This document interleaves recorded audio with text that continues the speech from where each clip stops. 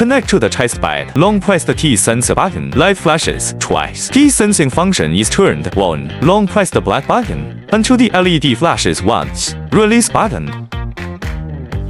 Continue to long press the black button until the LED flashes once. Release button.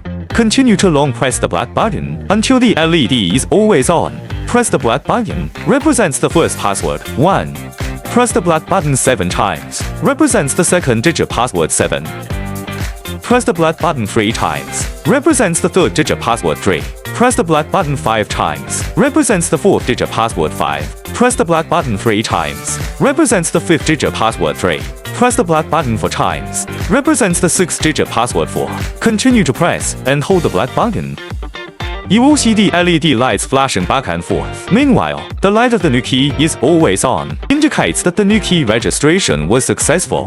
Press several times in a row. New key platform idle mode light flashing. Key match complete.